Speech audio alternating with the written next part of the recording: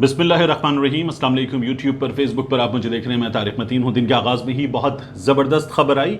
FBR की जानिब से इमरान खान साहब की हुकूमत ने जो कारनामा अंजाम दिया है, उस कारनामे पर एक बार फिर मोहर लगी है। इमरान खान साहब की हुकूमत की जो माशी पॉलिसीज़ थी वो कितनी दुरुस्त थी, ये मुसलसल साबित हो रहा है। 6% GDP ग्रोथ पे हम बहुत बात कर चुके हैं। उसके अलावा प्रोडक्शन पे, एग्रीकल्चर सेक्टर पे, इंडस्ट्रीज़ पे, हम सर्विस सेक्टर पे मुसलसल बात कर चुके। लेकिन इमरान खान साहब की हुकूमत की पॉलिसीज़ के नताइज आते जा रहे हैं और ये जो इम्पोर्टेड हुकूमत है, इसके आने के बाद से जो तबाही फिरी है, जो लोग झोलियां फैलाकर बद्दुआएं दे रहे हैं, वो भी हमारे सामने है। ताज़ा कारनामा क्या हुआ है? 20 बरस का पाकिस्तान में गुज़श्ता 20 बरस का रिकॉर्ड टूटा है। FBR ने माली साल में रिकॉर्ड टैक्स जमा किया है, एक हिस्ट्री क्रिएट की है। FBR के तर्जुमान का ये कहना है कि इदारा 6100 अरब रुपए का नजर सानी शुदा टैक्स हदफ पूरा करने के लिए भी पुरज़्म है। आज जब मैं आपसे ये बात करूं तो 28 तारीख है। 29 और 30 को मजीद टैक्स जमा होगा और ये 6100 का जो हदफ है ये भी पूरा हो सकता है। मौजूदा माली साल के दौरान 5829 अरब रुपए का जो टैक्स टारगेट था वो अचीव कर लिया गया, उसको सरपास कर गए हैं हम लोग, उससे आगे चले गए हैं। मौजूदा माली साल में जमा किया गया टैक्स असल सालाना हदफ के मुकाबले में 171 अरब रुपए ज्यादा है। और तर्जुमान का यह भी कहना है कि FBR को अगले 2 दिनों में तकरीबन मजीद 100 अरब रुपए टैक्स जमा करना होगा, 6100 अरब क्रॉस होगा। और FBR के तर्जुमान ये भी कहते हैं कि यह तारीख साज कामयाबी है। चेयरमैन FBR ने पूरी टीम को मुबारकबाद दी है। ये तो चेयरमैन FBR का कहना है, शौकत तरीन साहब। उनका ये कहना है कि FBR शाबाश का मुस्तहिक है और यह मुमकिन हुआ क्योंकि स्ट्रॉन्ग इकोनॉमिक ग्रोथ थी, मजबूत मुआशी तरक्की थी, प्रोग्रेसिव टैक्स पॉलिसीज थी वजीर आजम इमरान खान साहब की और PTI की टीम की। उन्होंने कहा ब्रावो FBR, ब्रावो PTI। अब हमें जो रिग्रेसिव टैक्स पॉलिसीज हैं उनकी तरफ नहीं जाना चाहिए। यानी हम जो लोग टैक्स नेट में ऑलरेडी मौजूद हैं, जो पहले से टैक्स दे रहा है, उस पर मजीद टैक्स लाद दें, उसे गधा बना के बोझ डालते जाएं उसके ऊपर। यह हमें अब नहीं करना चाहिए। अब हमें जो प्रोडक्टिव सेक्टर है इकोनॉमी का, उस पर टैक्स नहीं डालना चाहिए। जो टैक्स नेट से बाहर हैं उनको टैक्स नेट के अंदर लाने की कोशिश करनी चाहिए। मुजम्मिल असलम साहब माहिर मुआशियात हैं, उन्होंने कहा है कि FBR को मुबारक हो, PTI को मुबारक हो, शौकत तरीन को मुबारक हो। 6000 अरब का टैक्स टारगेट जो है वो मुकम्मल हो गया और 6100 की तरफ हम बढ़ रहे हैं। ये पाकिस्तान में 20 बरस में पहली बार है कि FBR ने सरपास किया है ना सिर्फ अपने टारगेट को, बल्कि 2% टैक्स टू GDP जो है वो भी हासिल किया है। और ये टैक्स रेट को बढ़ाए बगैर किया गया है। इस इंपोर्टेड हुकूमत को, मुजम्मिल असलम साहब का कहना है, लर्न करना चाहिए, सीखना चाहिए पाकिस्तान तहरीक इंसाफ की पॉलिसीज से। PMLN के 5 ईयर्स में जब ये लोग आए थे 2013 में, पाकिस्तान पीपल्स पार्टी का जो इनको दिया गया, जहां टैक्स छोड़ा गया था वो था 1946। PMLN ने जहां छोड़ा वो था 3844 अरब रुपए।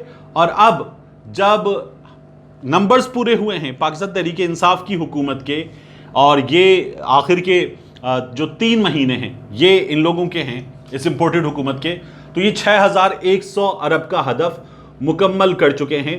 ये है कामयाबी इमरान खान साहब की टीम की। 20 बरस में ये सबसे बड़ा रिकॉर्ड है जो इमरान खान साहब की हुकूमत ने हासिल किया है। इसके बाद हमजा शहबाज की बात करें। हमजा शहबाज के मामले में हमें ऐसा लग रहा है जैसे अदालत ने जब हुक्म दे दिया कि दोबारा इलेक्शन करवाया जा सकता है वजारत आला के मनसब पर, पंजाब की वजारत आला के मनसब पर हमजा शहबाज के मामले में, तो PTI जीत गई। ऐसा नहीं हुआ है। जो अदालत से फैसला आया है उसको समझने की, देखने की जरूरत है। लाहौर हाई कोर्ट का जो लार्जर बेंच है उसने हमजा शहबाज के हलफ और गवर्नर के इख्तियारात, उमर सरफराज चीमा साहब यहां पर रुकावट बने हुए थे, इनके खिलाफ अपीलों पर समाअत की है।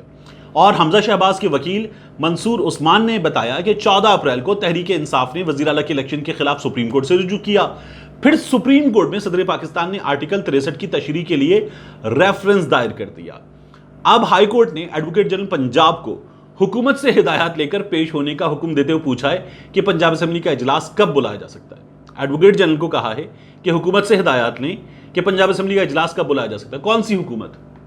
वो हुकूमत जो है ही नहीं। हमजा शहबाज की वजारत आला का दोबारा हलफ होगा तो कौन सी हुकूमत इस सिलसिले में अदालत को बताएगी कि इजलास कब बुलाया जा सकता है। फिर अदालत ने कहा मुनहरिफ अरकान को निकालकर दोबारा वजारत आला की वोटिंग करवा लेते हैं। अब इसको समझें, ये मुनहरिफ अरकान निकल जाएंगे। पीटीआई के 25 थे, 20 जनरल नशिस्तों पर जीत कराने वाले, 5 मखसूस नशिस्तों वाले। इन 25 को निकालें और दोबारा इलेक्शन करवा लें, तो फिर हमजा शहबाज का नंबर ऊपर है। और इसके साथ साथ इलेक्शन कौन करवाएगा? वही दोस्त मोहम्मद मजारी, जिसके खिलाफ पाकिस्तान तहरीक इंसाफ ये कह रही है कि फिर इलेक्शन नहीं करवा सकता। अब अगर 16 तारीख की पोजीशन पर वापस जाएंगे तो पीटीआई के वकील ने कहा कि हमें वक्त दीजिए, ये जो मुनहरिफीन हैं 5 नशिस्तों वाले, इनका नोटिफिकेशन हो जाए। तो अदालत ने कहा नहीं, ये कैसे शामिल हो सकते हैं? जब हम 16 की पोजीशन पर वापस चले जाएंगे तो ये शामिल नहीं हो सकते। इसका मतलब है कि हमजा का नंबर ऊपर होगा और पाकिस्तान तहरीक इंसाफ के 25 वोट कम हो जाएंगे। ये इस वक्त सूरत हाल है जो हमें नजर आ रही है। मेरी बात हुई कुछ कोर्ट रिपोर्टर दोस्तों से, उनका कहना है इंतहाई नाअहली के साथ पाकिस्तान तहरीक इंसाफ ने यह केस लड़ा है। जो चीजें पाकिस्तान तहरीक इंसाफ को अपनी इनिशियल प्ली, ये कोर्ट रिपोर्टर्स का कहना है, मेरी मालूमात जीरो, मुझे छोड़ दीजिए, जो बेसिक प्ली अपनानी चाहिए थी वो पाकिस्तान तहरीक इंसाफ ने नहीं अपनाई, इसलिए पाकिस्तान तहरीक इंसाफ को यहां नुकसान होगा। फिर मैंने उनसे एक और सवाल किया, मैंने कहा जो लाहौर में 4 नशिस्तों पर इंतखाब होने जा रहा है, यहां पोजीशन कैसी है पाकिस्तान तहरीक इंसाफ की? उन्होंने कहा पाकिस्तान तहरीक इंसाफ की पोजीशन बहुत स्ट्रांग है। इमरान खान साहब की popularity all time high, Pakistan Tehreek Insaf की पॉपुलैरिटी हाई, और इस हुकूमत की पेट्रोल की कीमत, गैस की कीमत, बिजली की लोड शेडिंग, महंगाई, इस हुकूमत की पॉपुलैरिटी बहुत लो है। एक आम आदमी परेशान है, गालियां दे रहा है, तो ये बहुत बुरी तरह से पिसे हुए हैं। उसका इजहार भी हो रहा है हलकों में, गलियों में, कॉर्नर मीटिंग्स में, और उसके अलावा जब नून लीग वाले बुलाते हैं अपनी किसी गैदरिंग में तो कितने लोग जा रहे हैं, और पीटीआई की गैदरिंग में कितने लोग जा रहे हैं। इससे नजर आ रहा है कि पीटीआई बहुत आगे है। लेकिन उन्होंने कहा मुदाखलत हो रही है, फोन आ रहे हैं, इंतजामिया अपना काम दिखा रही है, और गली मोहल्लों में जो दादे, नाने, चाचे, बुजुर्ग होते हैं, इन्फ्लुएंशियल्स होते हैं, चौधरी होते हैं, डेरेदार होते हैं, उन लोगों को बुलाकर इंतजामिया के लोग हिदायत दे रहे हैं कि करना क्या है। आपकी गली के मियाँ जी वोट हैं 150, ये 150 वोट हमजा को जाने चाहिए, ये हिदायत पूरी मुदाखलत करके दिलवाई जा रही हैं। और उन्होंने कहा पाकिस्तान तहरीक इंसाफ जिस मुदाखलत का इल्जाम लगा रही है, ये लाहौर में मैं आपको 3 से 4 रिपोर्टर से होने वाली गुफ्तगू का निचोड़ दे रहा हूं। उन्होंने कहा कि पाकिस्तान तहरीक इंसाफ, बल्कि यास्मीन राशिद साहिबा भी, जिस मुदाखलत का इल्जाम लगा रही हैं वो मुदाखलत हो रही है, वो इंटरवीन किया जा रहा है और हमजा के हक में किया जा रहा है। पाकिस्तान तहरीक इंसाफ के लोगों को डराया जा रहा है, दबाया जा रहा है। इस सूरत हाल में लाहौर से, जहां पाकिस्तान तहरीक इंसाफ बहुत स्ट्रांग है, वहां जीतना बहुत मुश्किल नजर आ रहा है पाकिस्तान तहरीक इंसाफ का, क्योंकि जीतने नहीं दिया जाएगा। उनका यह कहना है कि फेयर इलेक्शन हो जाए, पाकिस्तान तहरीक इंसाफ 4 सीटें जीत जाएगी, लेकिन जीतने ना दिया जाए इसके लिए पूरी कोशिश हो रही है।